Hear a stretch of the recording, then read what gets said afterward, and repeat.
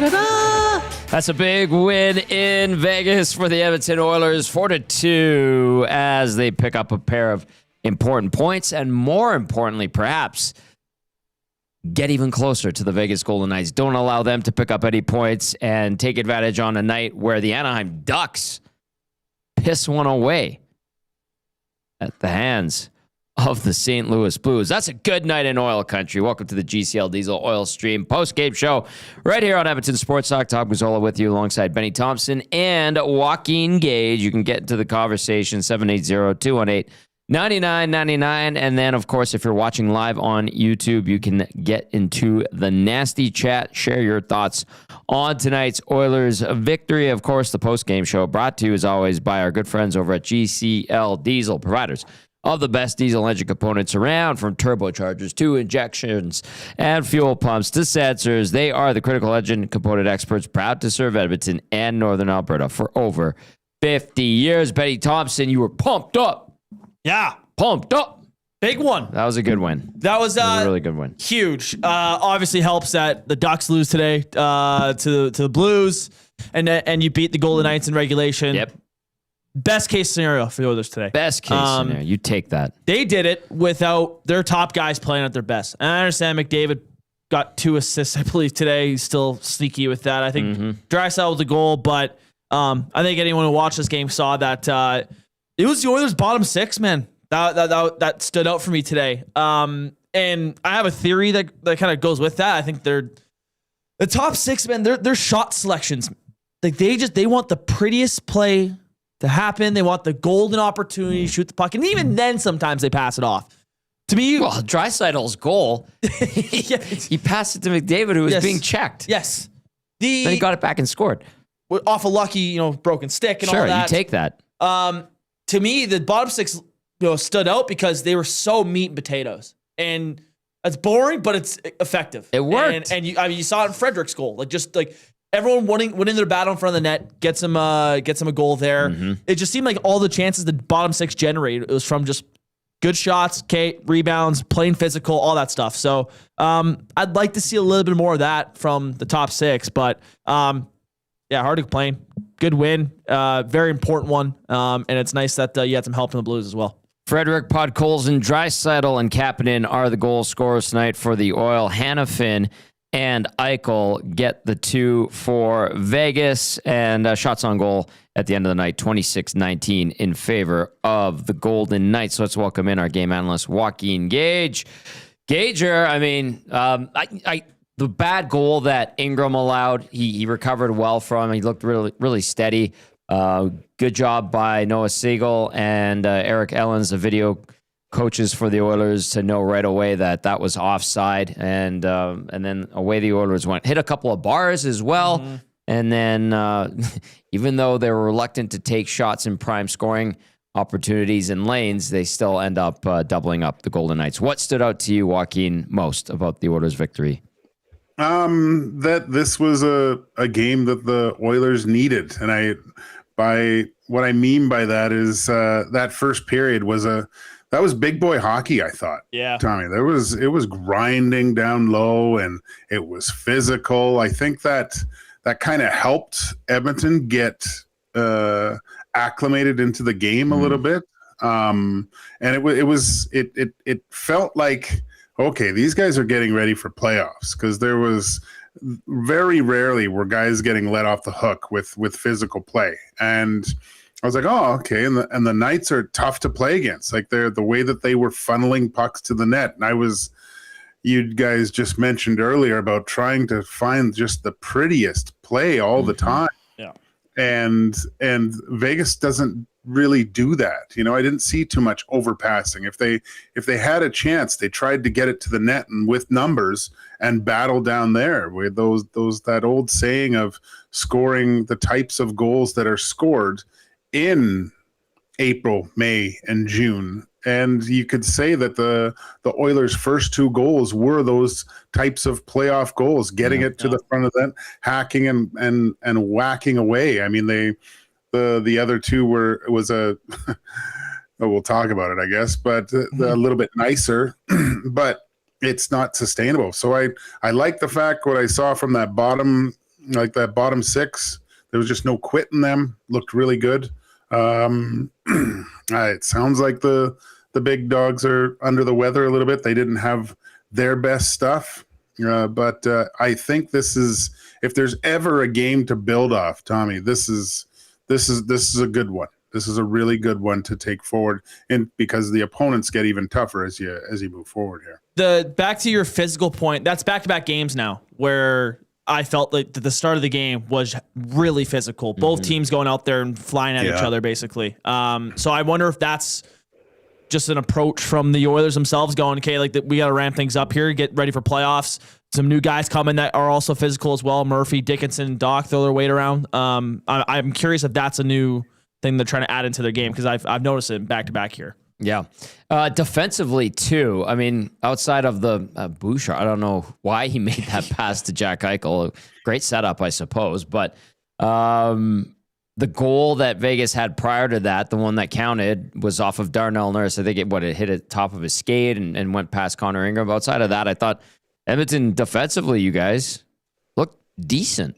Is it more Joaquin Vegas's inability to generate offense, or is it Edmonton capable of shutting it down and maybe playing a little bit more composed in their own zone for the first time in ages, it feels like? I thought there was a little bit more puck management, I guess. I would say, like, it wasn't always trying to do the sexy play. Maybe that was because the Vegas Golden Knights were playing such a physical style that no one likes to get hit. It caused the decision-making to speed up finally, right? Wallman had that really one tough shift that he got hit a few times and kind of, he gave himself a back extension or a back, like he almost hyperextended his back on the one. But no, I think they've played two heavy teams, right? Two teams that play quite heavy. But I think that's the type of that's the style of play that the Edmonton Oilers should. They're a little bit bigger now, Tony, but they were never really a small team either. They have the ability to play this kind of rough and tumble style. And again, it was good to see some of the players that since the break. I mean, you got to say Trent Frederick's a completely different person. I don't know if it was the pep talk I gave him at the skills or whatever, but maybe it was my influence. It's all you, baby. I don't want to take all the credit, but this guy's this is nice to see from him, because he's engaged. You know, he's trying to assert his will, so to speak, with more physical play. I think he's kind of finally figured out what's going to make him successful and what style of play he has to do to get minutes 8, 9, and 10. And we're seeing that a little bit. Joaquin, this is for you and your pump up of Trent Frederick. Take a lap, my friend. Let's go to Turner via the inbox, 780-218-9999 as the Oilers double up the Golden Knights. Turner says, probably the most mature that group has looked all year. Obviously don't like the Bouchard mistake. However, it was a good response in not panicking and getting the job done. I like the physicality by Doc and Frederick. That one from Turner. Let's go to Andrew, the accountant. Says, I'll give Frederick his flowers. He's looked like a real player since the break. Playing a simple game, going to the net, actually hitting people. He's looked like a player. Hope he can keep it up. I mean, he's done it before in the NHL. That was what made him so enticing going into the deadline last year. And we just really haven't seen it, I suppose, until this last little stretch here since the Olympic break ended for Trent Frederick. Good to see. Jimbo chiming in, says, boys, big win for the Oil, but thoughts on the Golden Knights? They seem to be a shadow of what they once were. Yeah. Even with Mitch Marner, just I don't know, like the edge isn't there, it feels like. I looked at Benny at one point walking in and I said, what's up with Tomas Hertl? And then Barbashev, I didn't notice outside the first period. Martin had a couple horrible turnovers. Yeah. Just brutal sequences and all that. Yeah. Anderson, whatever. I mean, we had Ken Belkey on from Sin Bin Vegas, and he's like, it hasn't really worked out, and we saw that again tonight. What did you see from the Golden Knights? Jimbo asking about that, Gager. I thought their second period was good, and again the first period with the physicality, I thought they pushed it a little bit in the second. They had some offensive zone time where they zipped it around.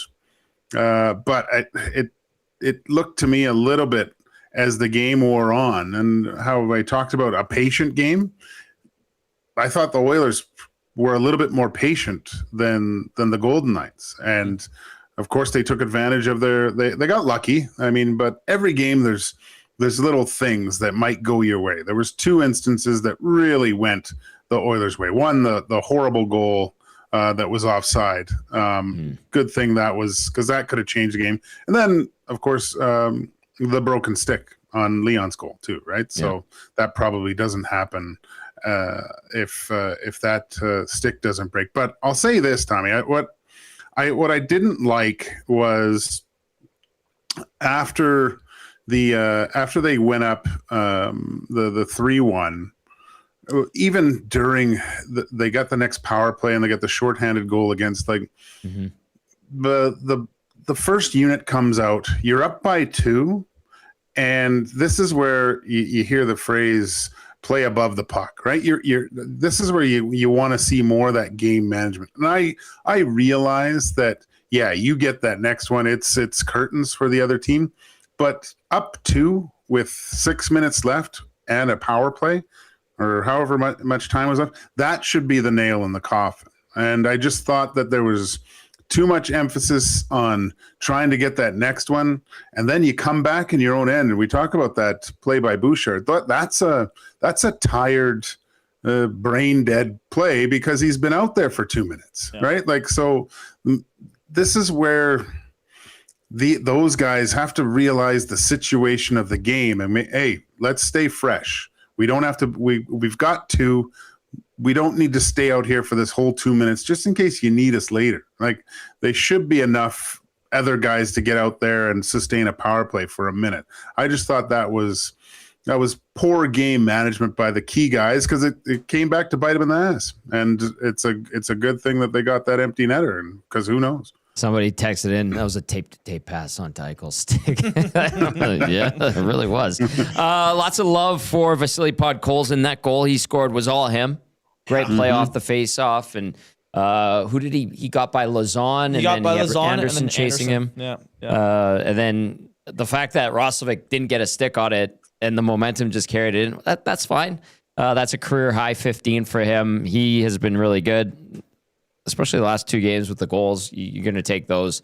I don't see Rip City step, but those are top 6 pods goals. I'll give him credit for that. I hope there's no Vancouver fans, but I think he has more goals than any other Vancouver Canucks player this year. So let me check that. After the deadline, Gager. Yeah, Benny's going to look that up. After the deadline, I was reading Canucks. I dipped into Canucks Twitter for whatever reason, just to see how things were going out there. And there was a few texts about Podkolzin, or tweets, I suppose, in regard to the Canucks. And a lot of them were, nobody wants Kane and Bluger, especially Kane. And then someone said Podkolzin. they traded for nothing, basically. And he's been great. Podkolzin would be tied for first on the Vancouver Canucks in goals right now with Brock Besser and Drew O'Connor. James says, not too bad for an AHLer. Hey, Tommy. Hey, James, I never called him that. I just said he's not top 6. But he's having a great year. So that's good. And you know what? He plays the right way. I think Louis called him an honest player at some point. I would never deny that. I just think on I like that line, too. Yeah, it's good. He makes it work. That's a good point. Lots of love for Savoy as well. And, Benny, I'll lead into you here, and you and Joaquin can give him flowers for the way he's played. I just think he's taken a step after the All-Star break, and if he didn't take this step, he still was a valuable piece, I think, to this team. I just think they would have more treated him as a first PK unit guy, play 12 minutes a night, and not really expect a whole lot outside of that, outside of just being reliable in his own end. But he's looking dangerous offensively. Couple great sticks in the defensive zone today. Like, oh, there goes my light. He just seems like he is taking that break along with Frederick, but for Savoy, he seems like he's taken that break and has allowed himself to kind of regroup and go, okay, I deserve to be in this league, and I can make him make plays. He's like growing up, he's been the best player on his team and one of the best guys in the league every year he's played hockey. This is his first time having to adjust to being a depth role guy. So I think that took a little bit of adjusting for him. And I think it's now finally sat in with him. He goes, I can make plays. I can work with the guys I got. And I mean, he's looking really good right now. I feel like everyone's in agreement there. He's been pretty damn good so far after the break. Joaquin, would he be like Todd Marchant making the jump full-time to the NHL or Dan Cleary making the jump full-time to the NHL, to bring it back to your stints with the Oil? Ooh, I think I'd have to go with old Seabear, Dan Cleary. Yeah, he ended up being a real good player for a while. Yeah, I think that's a good comparison because I've always tried to think of who Savoy is going to become. Danny was a little bit bigger, but I think Savoy's a little quicker, right? But Danny had that great vision and able to pass and things, a very high skill set. But again, had to figure out how he was going to be successful. Not unlike Savoy was the best player on every team he was on until he got to the NHL, and then not unlike Kurt Maltby, a couple other those Detroit guys that were were probably superstars. Martin Lapointe, even Draper, right? Those guys were on any other team. They're like when they're young, they're probably stars, right? But yeah, man, Podkolzin's he looks good. Savoy looks really good. I think Benny said it. I think going down to the minors and playing a couple games, and just that realization is like I'm better than this. I belong in the NHL, and he's playing like he belongs right now. That last line you had there, the realization, like you belong, and understanding that's more so what I was comparing to Marchant and Cleary, less so the type of players they are compared to Savoy. Yeah, no, for the it takes a while. I know you got it.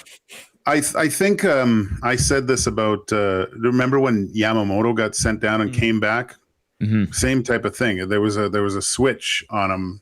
He did get put together with I'll bring up Cass. He coined it the nudie line with Draisaitl and Nuge there, and they were just on fire for a while, and that kind of helped him kind of realize that he was he's a regular NHLer. All right, keep those texts coming in, 780-218-9999, and the Nasty Chat is humming along nicely. The Oilers 4-2 winners over the Golden Knights. You like to see it in Oil Country, an important 2 points in the division, and especially as you're chasing down the Golden Knights, you're going to need those types of outcomes, and then the Oilers and Golden Knights will lock horns again 2 more times, so a couple big ones coming up.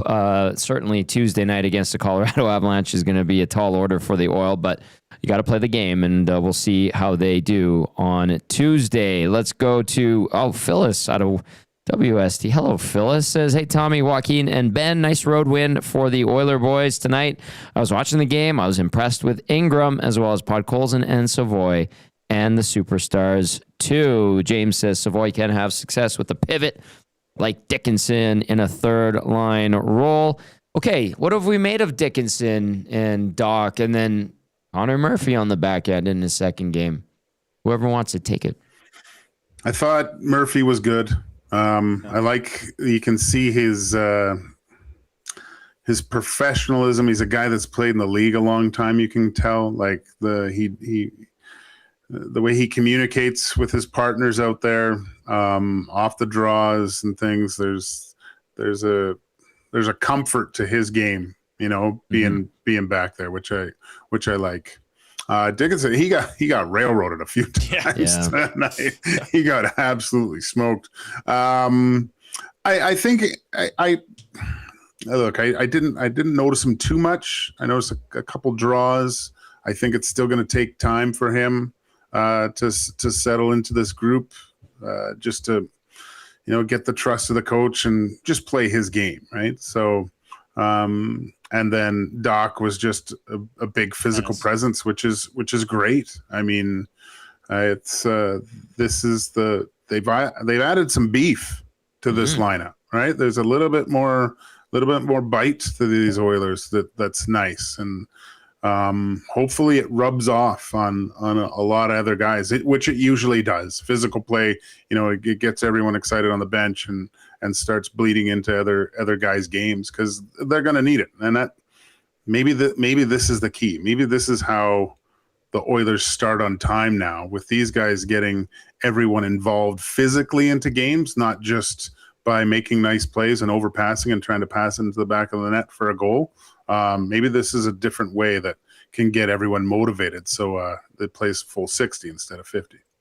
Yeah, I for sure. The new guys, I mean, I'm trying to make sure it's not like the new shiny toy effect for me. But it's like, I've really noticed the defensive presence that I think Dickinson has and Connor Murphy. I thought Connor Murphy was awesome today. Just like his physicality, sticks in the right lanes at all times. I noticed him on the PK quite a bit, blocking some good shots there.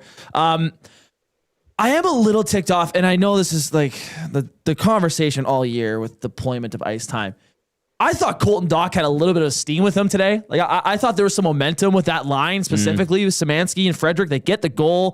Dach's yelling at Lazon after Frederic scores. Like, that. I love it. Like, go, like, just play, get other guys pissed off, being the team, your opponent's head.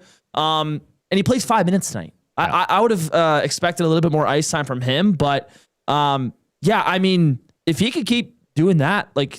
I questioned if he would be in the lineup game 1 of the playoffs. Like I was a little worried. Like he's playing, 10 minutes in Chicago. Yeah. What does that mean? He's like an extra piece, basically. Yeah, exactly. It's like, what do you expect him to be in Edmonton? But so far, man, I've really enjoyed what he's done. They needed some more physicality. They needed more hitting, and he supplies that. And if he can be a little bit of a pest too, I think there's a spot for him on this team if he continues to do it. Just 5:05 for Colton Dach. Picks up his first point as an Oiler and was +1 9 shifts, one of those being in the last 2 minutes of the game once they put the game on ice with the Kasperi-Kapanen empty netter.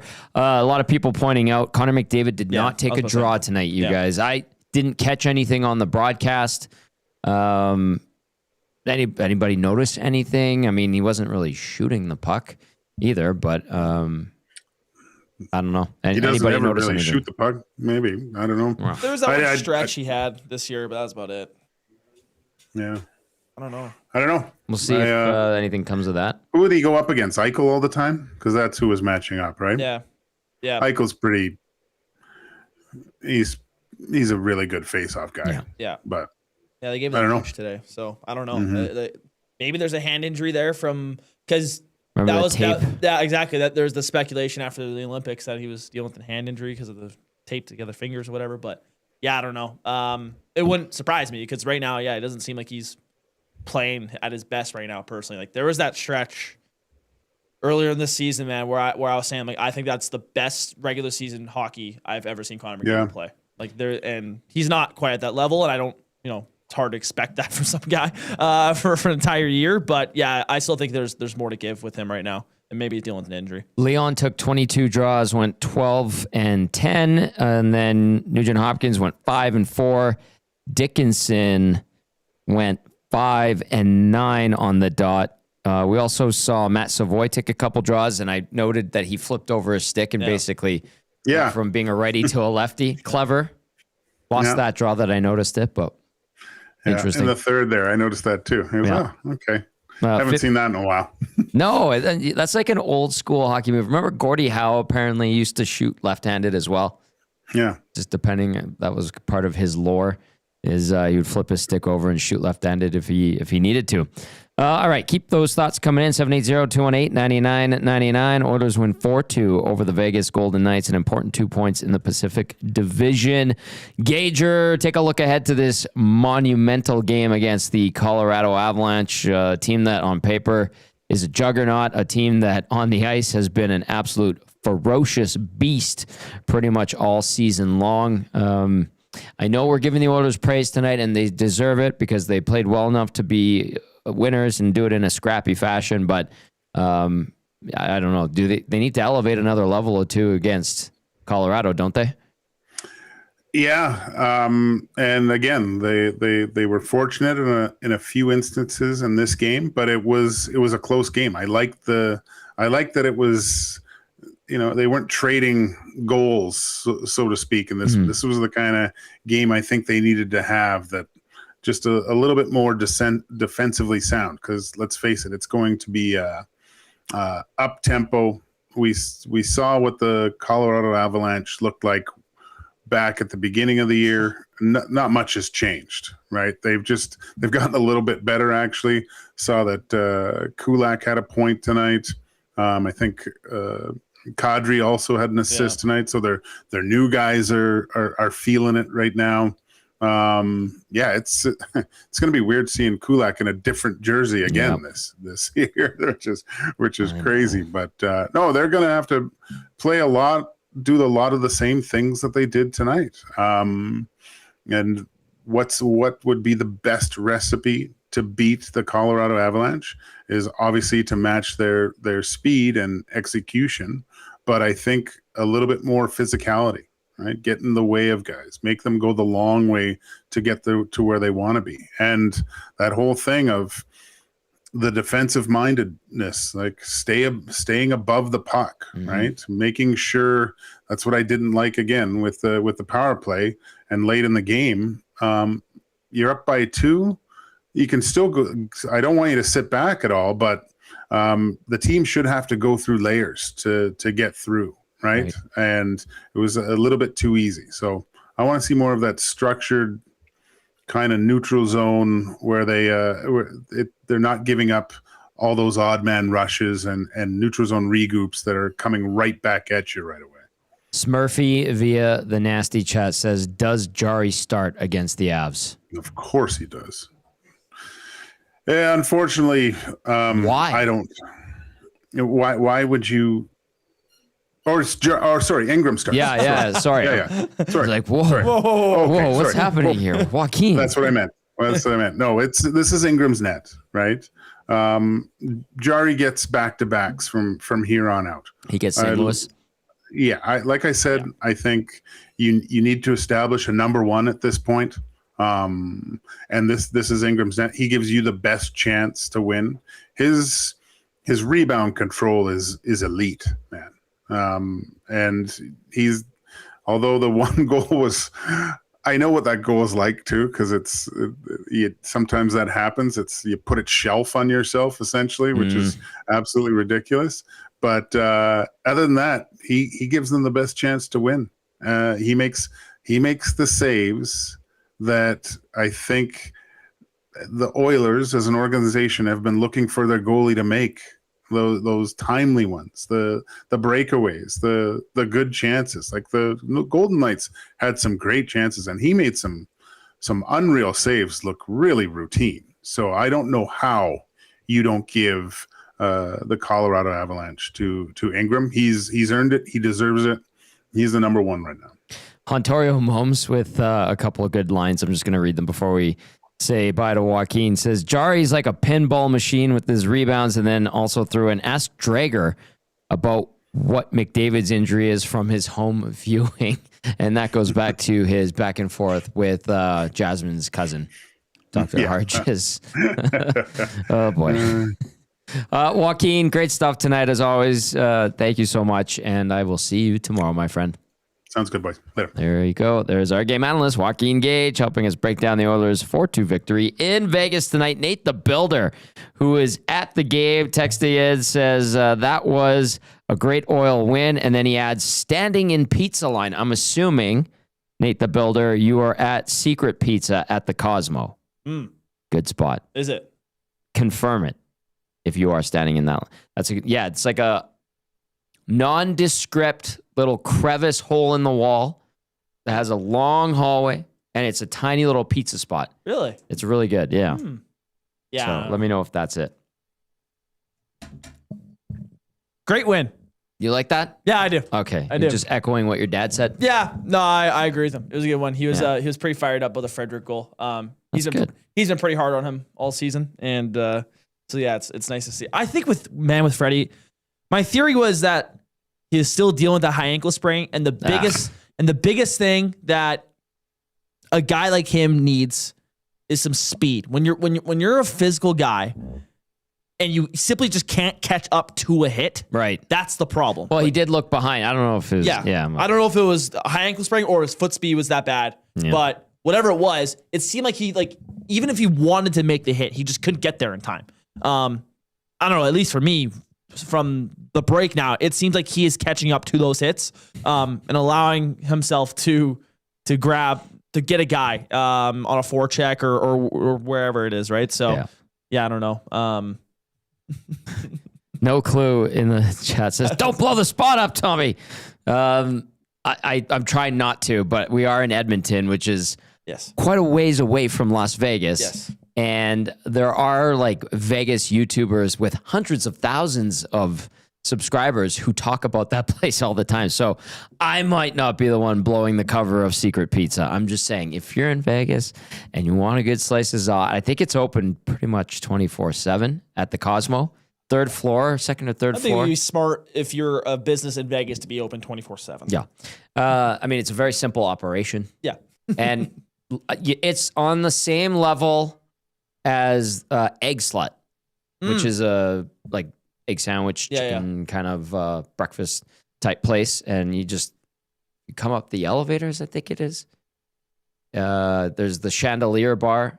And then is this on the Strip or is this? This is at the Cosmopolitan. Oh really? Yeah. Okay. Egg Slut, and then you kind of look to the left, and you'll see this like nondescript hole in the wall that has a corridor with like pictures. I think it's like classic record album covers, and then it's a tiny little pizza place. What's it called? Doesn't have a name. It's just called Secret Pizza. Oh, and then the breakfast spot? Egg Slut. What'd you call me? Egg Slut. You. Specifically. All right, keep those texts coming in, 780-218-9999. Benny likes his egg sandwiches. I like scrambled, please. They're great. Scrambled. I had one yesterday at local. It was awesome. Let's go to the turning point of the game, presented by the Sather Reed Sport Medicine Clinic. Connor McDavid's got a team of specialists. You've got a bag of frozen peas. Get the same locker room approach, trusted by the best in the game at Sather Reed Sport Medicine. Book your assessment today, www.satherreedsportmed.ca, or call 780-460-9977. They used to be Advantage Sport Medicine. They have rebranded to Sather Reed. So the Glenn Sather name carries on because he had the Glenn Sather Clinic at the U of A. And then now Advantage Sport Medicine is Sather Reed Sport Medicine. So if you're wondering how that process went down, just kind of a Cole's Notes version right there. All right. Like, listen, there were some good moments in that one. We pointed out the offside, good eye by the video coaches, Noah Siegel, Eric Ellens.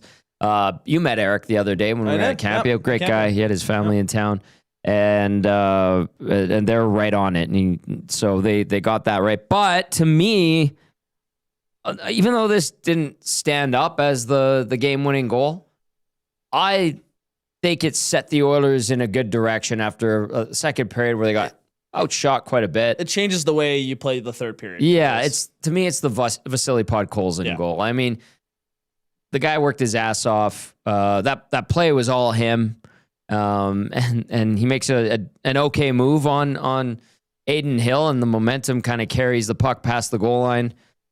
It doesn't matter. That was a big play. Good heads up to make the jump and take advantage of Lausanne with the bad read, and then basically he had Anderson chasing him. He also drew a penalty on that one. Yep. But the puck went in. So, you know what? That, to me, was a turning point of the game. It allowed the Oilers maybe to play with a little bit more confidence. Maybe would have been a dagger for the Golden Knights. And then Edmonton gets that third goal from Draisaitl. I know that Bouchard gave the puck to Eichel, and he buried that one to make it 3-2. But the Oilers answered right back with the empty netter. But to me, that Podkolzin goal will be the Sather Reed Sport Medicine turning point of the game. I really thought that gave Edmonton a little boost of confidence, and it was a great individual effort by Vasily Podkolzin. Goals in back-to-back games. Different types of goals, but I appreciate both of them. Both skilled. Yeah. Both skilled plays. Absolutely. James Barrell has it with Podkolzin is tied with Ranton for goals at 5-on-5. He also has one more 5-on-5 goal than Ovechkin. Not bad for a Bantam player. James, stop it. Just stuff. Enough. Basta. Book your assessment today, www.satherreedsportmed.ca, or call 780-460-9977. Do we have anything out of the locker room? Would you like to hear from Puck Colson? Yeah, All right. sure. Well, Wonderful. Here's Puck Colson from the dressing room tonight. Game and your ability to hang on tonight. So we played responsibly, we played well and hard defensively, so I think that's the main point, and we need to continue to do that.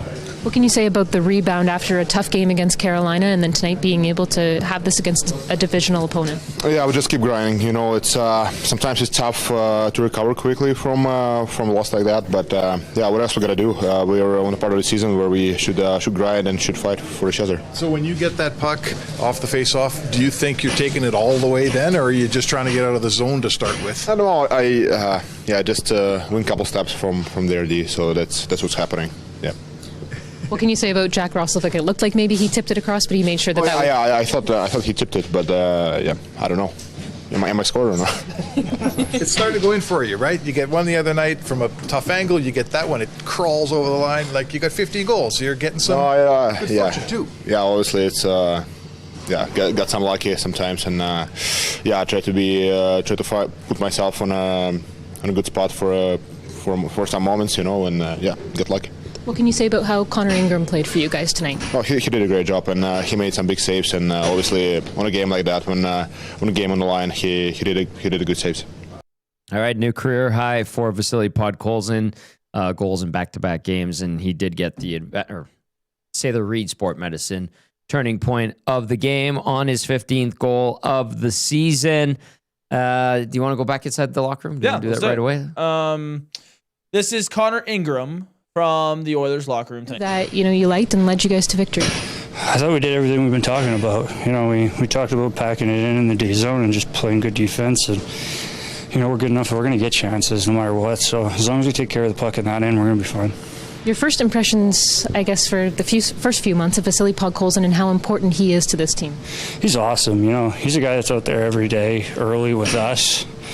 He's selfless. He's out there shooting pucks. When you shoot on goalies, there's not a lot of times you get a chance to score. And he never says a word, man. He just puts his head down and goes to work. It's incredible. And I think that's what got him to where he is. And it's awesome to see him have success too. So your team's been scuffling a bit, haven't had the performances you wanted. You come into a tough building, a divisional game, start of a hard road trip, and you played as good a game as you played in a long time. This has to be have a lasting effect, would you say?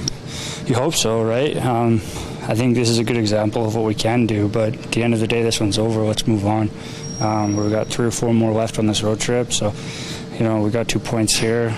It's a 2-hour rule. Enjoy it for 2 hours, then we turn the page. So I think that's what comes next.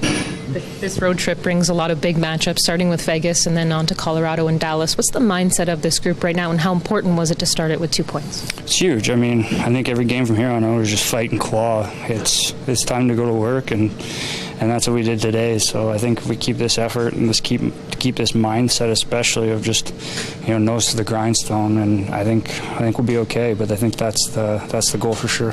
Seems like it got settled very early in that first period. How big was that? Kind of get the tone and set up for basically the second half of the game. You mean me or the team? Yeah, you and the team. Yeah, it's nice when one doesn't go in early. When's the last time we had a scoreless first period? I think we'll take that. It's like I said before, chances are going to come. So as long as we take care of our own end, it's going to go well. Okay, there's Connor Ingram picking up the win tonight. Pretty solid. You heard Joaquin giving him praise for his rebound control and just being a steadying force back there for the Oil. That was his 9th victory of the season. And we went back and looked at the video because Big Uke's like, Marner passed it to Eichel. Guess what, Big Uke? He did. Both players, him and Bouchard, went for it at the same time, and maybe Marner did knock it to Eichel, but bottom line, soft play by Bouchard. And yes, that's exactly how Big Uke sounds when he talks. That's awfully close to the... Whoa. I love you, Draisaitl. I love you. Oh, you're that was. Best. I went back and watched that. I did too yesterday. Carrie, you're the best. I would never cut you, Carrie. These guys don't know. They don't know puck. You got to first rounder that played with Price in Montreal and Tri-City. And there's guys cut his former teammate. Cut his former teammate. And actually, Buddy. No, he didn't cut him. He benched him. Yes. And people are like, these guys don't know puck carry. I love you. I love you, Carrie. Please interact with me. Please. Like my post. Please. Anyway, that's from Hello Hockey yesterday. Good stuff from Connor Ingram. And those guys sound like Big Uke. Oh, that's weird. All right. Let's get to some more texts. We're having fun tonight. People feeling good on this Sunday. Nice way to cap off the weekend in oil country. A big victory, an important win for Edmonton. Inching closer to the Golden Knights, just 2 points back. Both teams have played 64 games. Edmonton also claws its way to within 3 points of the Anaheim Ducks. The Ducks do have a game in hand on both Edmonton and Vegas. Anaheim losing to St. Louis tonight, not picking up a point. The Ducks 7-3 in their last 10. They've been surging, and the Oil still 4-6 in the last 10, just like the Golden Knights. But big win for Edmonton. Can't emphasize that enough. All right, let's see. What do we got for text here? Let's go to this one. No name on it. It says, Pod Colson, great game. Great grindhouse player. Sneaky hands, sneaky good shot. Ingram deserves the net no matter what moving forward. Even if he has a bad game, he needs to be trusted. No one is perfect. We cannot mishandle Ingram like we mishandled Pickard. Pickard wasn't given a fair chance. Let's not mess that up again. No name on that text, but you have no room to screw around here. Zero. And I said that the other day. Yeah. We were kind of saying, what do you do with the goalies? And I think Jasmine brought it up, like the time to gel. And I was like, Jazzy, there's no time left. You're in desperation mode. Yeah. Like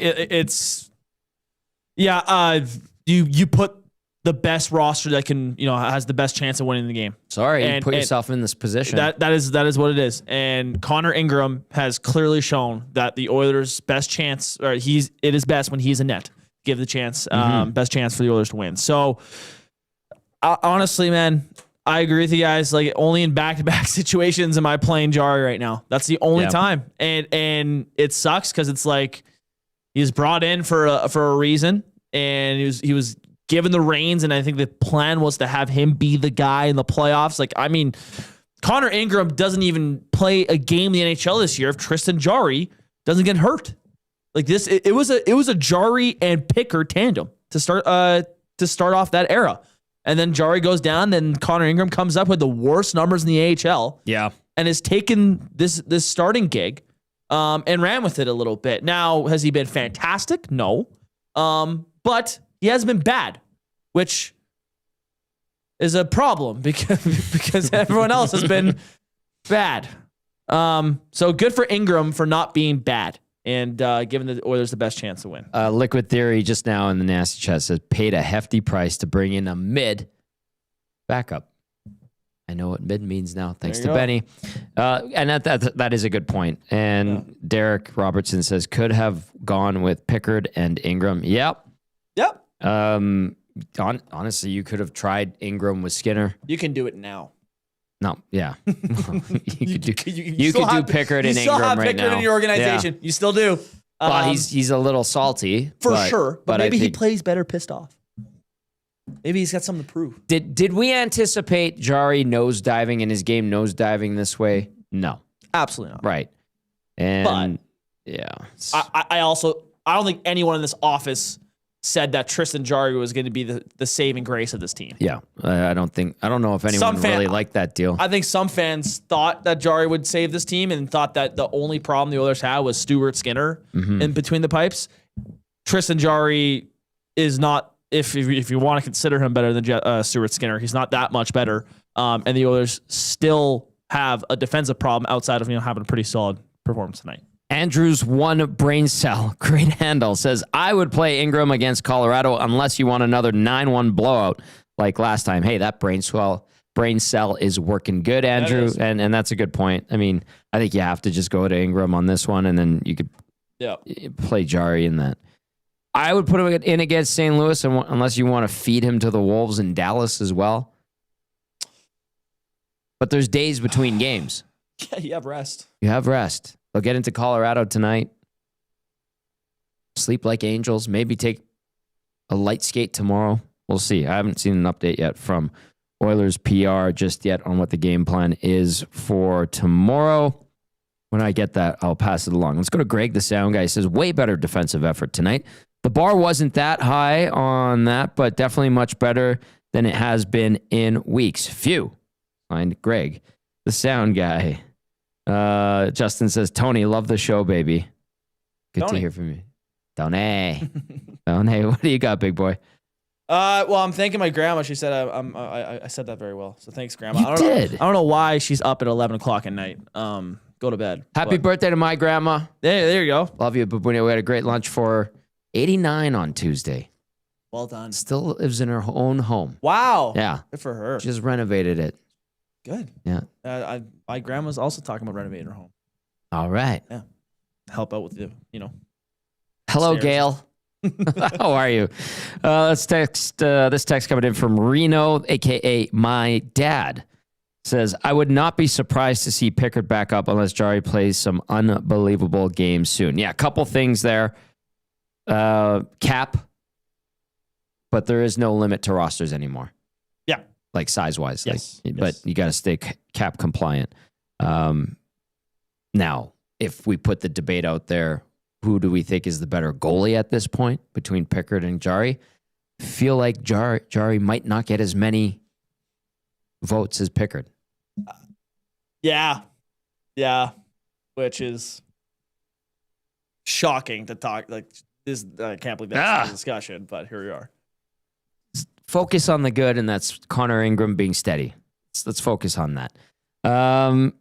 Baptized Big Uke says hashtag MV Pauly. By the way, Heavy Hockey Showdown going down next weekend. We're going to be live on location for the GCL Diesel Oil Stream pre- and post-game shows Friday night at the Canadian Ice House in Ice District, and the Heavy Hockey crew will also be doing their pre-tournament event, all in support of SACE, the Sexual Assault Center of Edmonton. If you'd like to donate, because it is a fundraiser, it is SACE's biggest fundraiser.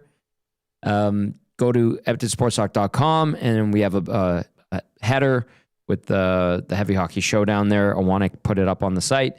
And if you'd like to donate to a great cause, please do. And then tomorrow on the Hangout, we will be auctioning off an opportunity to be the coach of Team EST. Nice. Yeah. Pretty cool. Yeah. Are you... Obviously, tax receipts and all that you get when you donate. We'll have Hello Hockey that Saturday morning. Go straight from Hello Hockey to the yeah, thing. We might even... Yeah. Last year, we did it from... Yeah. DCA. We'll see what we can do. We'll figure something out. It's coming up quick. I can't believe we're already almost 9 days into March. What the hell's going on here? Time's flying. This 2026 is flying by. Is right. All right, Betty Thompson. Do you want to get to the player of the game? Let's do it. All right, buddy. All you. First of all, before I read the liner, you know my rules about how I don't pick anyone from the 3 stars. Draisaitl, Marner, McDavid being the 3 stars tonight, ridiculous. Whoever picked that, strongly disagree. That is usually it tells you. I'll look it up, please, because I don't agree with those picks at all. Okay. Damon Bunting, real estate player of the game. Damon Bunting has been a consistent top producing realtor in the greater Edmonton area for over 18 years. He and his team would love to help you find the right home or make the move from your current home. Community driven, he understands what it takes to make a difference in our city. Check him out on DamonBunting.com or visit his Instagram at Damon Bunting Real Estate. Very happy that whoever decided the 3 stars picked the 3 guys that I would not have went to. I do have it. Tonight's 3 stars, according to the game summary on the NHL website, selected by Yamava, which is a resort and casino. And the nightly price with fees is a very, very respectable $807 a night. Wow. So did they have like a vote, like a watch party, and they voted and sent it in to the... Then if that's the rink? case, then I think those are the only 3 people they knew the names of perhaps out on the rink. Because, Marner I thought was really bad for Vegas tonight. Draisaitl had a rough game. McDavid not look like himself. They're the 3 stars. Interesting. But thanks to them, I guess, because I can take Vasily Podkolzin as my player of the game because he deserves all the love. He has been awesome. Been awesome this year. Hits a career high now in goals. Awesome. Playing like a top 6 player. Great. And I mean, that goal he scored today, that was just like solo, beats out 2 defensemen. He has really gelled, and I'm very curious to see what he can do in the playoffs this year. He's been a guy you could throw in anywhere in the lineup, and he brings something to your team. And that's a huge factor in good teams, is that even if they have guys that are playing low minutes or they're on the 4th line or playing on the 1st line, they provide something. Vasily Podkolzin provides something every time he's on the ice. Probably the most consistent player on the Oilers right now. So Vasily Podkolzin, man, I have no problem giving him some love. He's player of the game today. Good job, Benny. A bunch of people in the Nasty Chat said Sportsnet had Ingram, Podkolzin, and Marner. Guess what, guys? Sportsnet picks its own stars. And the official 3 stars, which are on the game sheet on NHL.com, have Draisaitl, Marner, and McDavid. And they're selected by Yamava Resort and Casino, which is in California, oddly enough. And you can get in for a cool $807 per night. Yeah, I question their decision-making on the 3 stars. I mean, that's the only Yamava I could find that makes any sense. And it's a Vegas game, and it's a resort and casino, probably a sponsor of some sort. Probably. Anyway, so yes, Sportsnet picked stars that probably made more sense tonight, whereas Yamava on the official game sheet picked Draisaitl, Marner, and McDavid. Did Marner even have a point?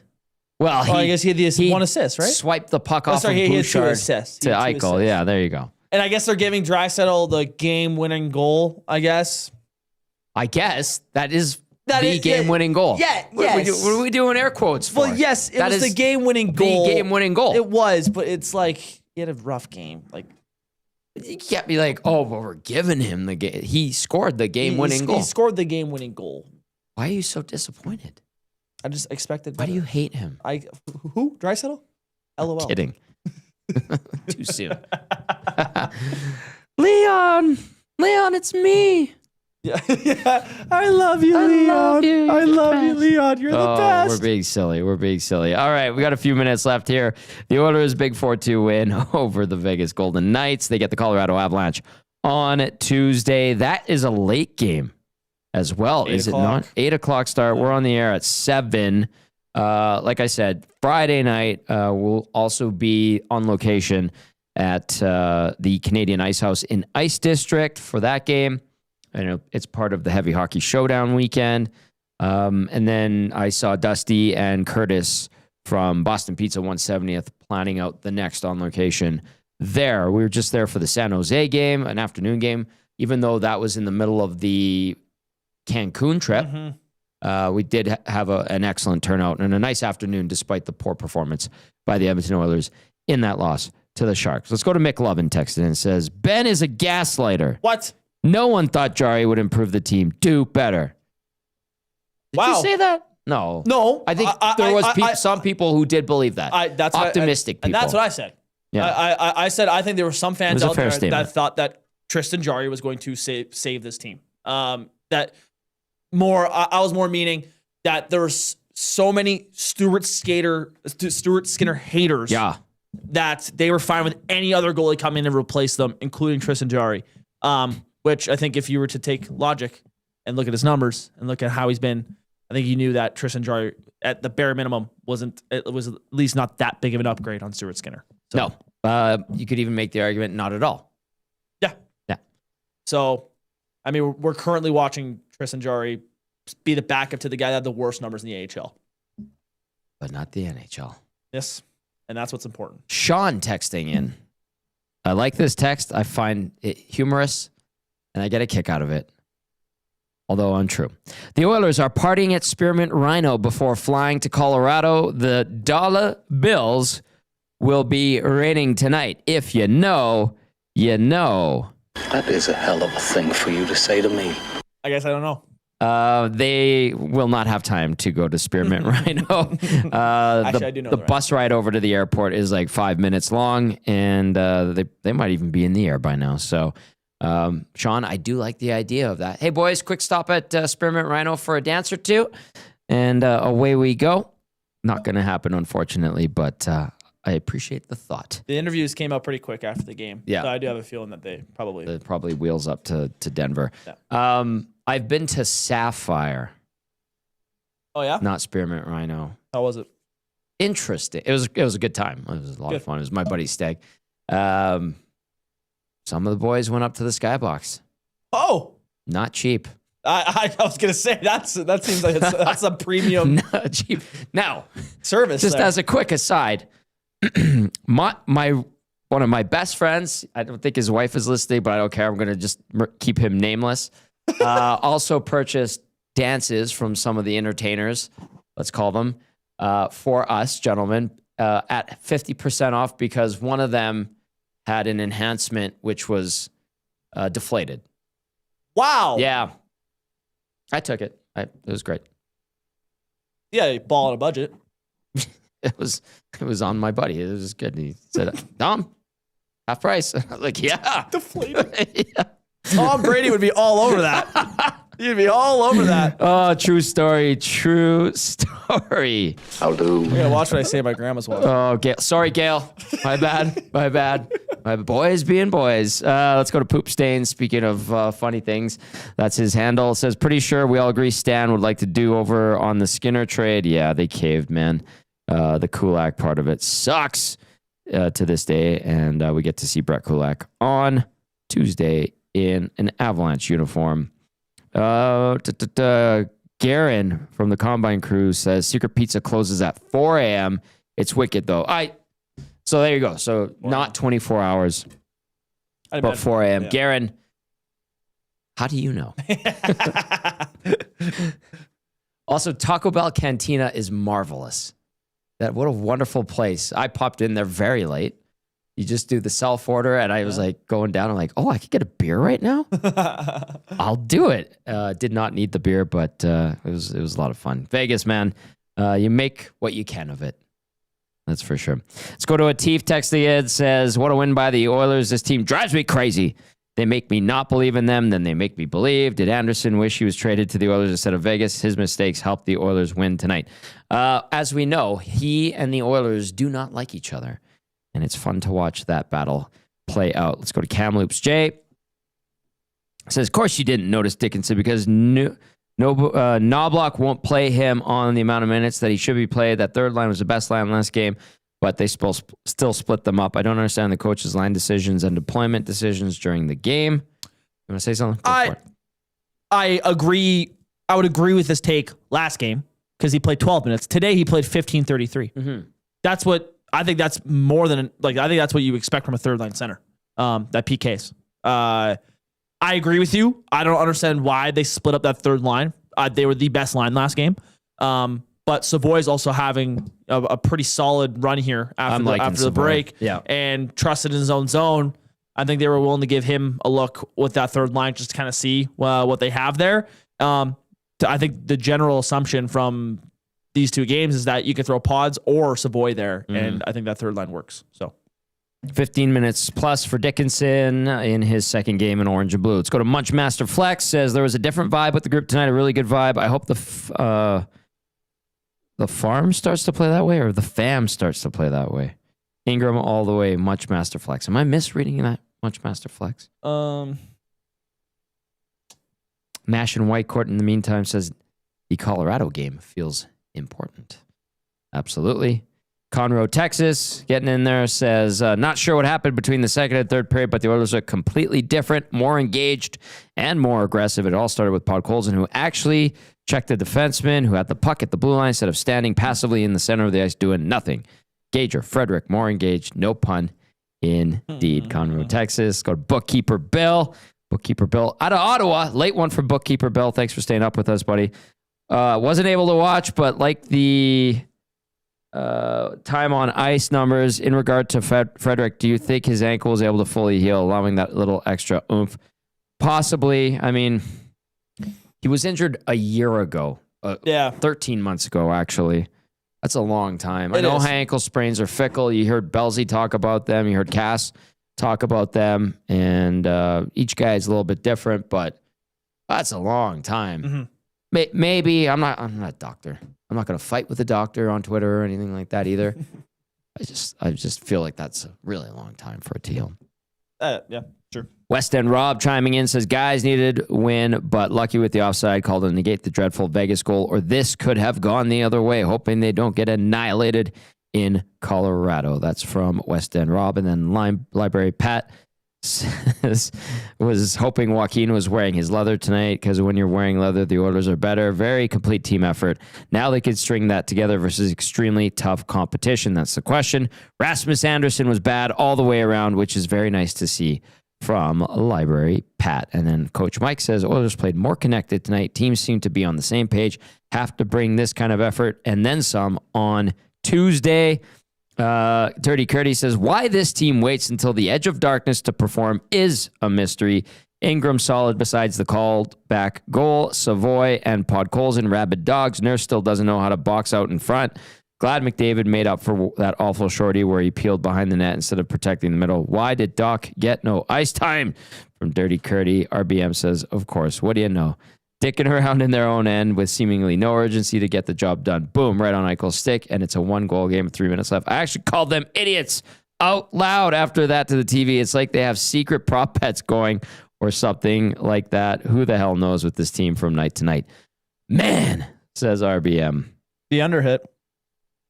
The under did hit. Wow, for the first time in forever since January 20th. How about that? How about that? Oh, by that close. And I mean, if Vegas pulled their goalie with 2 minutes left, down by 2, which I feel like every team does, there's a good chance the over would have been the play again today. But they decided to wave the white flag. So yeah, odd. Black Masakari says that power play was so half-assed. Yes. And that's a rarity for the Oil. That power play has been just money for them all season long. And what was it, 9 of 17 in the last few games, which is pretty damn good. Shaggy chiming in. Shaggy says, Oilers with another ugly win. Podkolzin sure looked like a top 6 forward. 8 Tommy. Of course, they give up a shorty to make it closer than it should be. Winning tonight was essential because pretty sure they get slaughtered by Avs and Stars.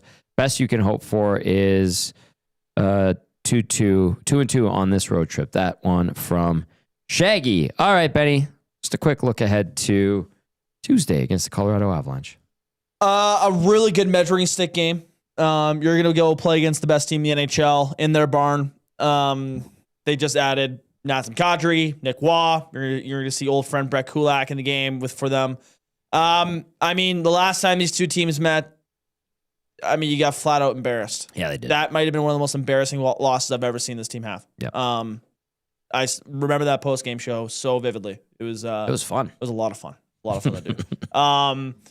But that being said, I mean, you have a chance to. I mean, if the Oilers win against the Colorado Avalanche, excellent. I think this post-game show is gonna be a whole lot more happier about this team, and we're gonna be, I think, talking about this team a little bit differently than how we were literally like 3 days ago or wherever the loss was against Carolina. So, I'm very curious to see how they play.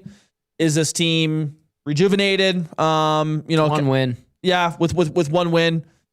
We'll see. It was a decent game. I also thought Vegas just looked bad too. Like they didn't scare me at all. Yeah. That's a good way to describe them. So it's kind of similar to the LA game in a way. So I'm curious if this is something they can build off of and go and beat the best team in NHL. We'll see Tuesday night. Hopefully they use the ass whooping they took at the hands of the Avalanche as motivation. Yes. Not to let it happen again. Hopefully they build on this game. It was a good and an important win for the Edmonton Oilers tonight because A, the Ducks also lost in regulation.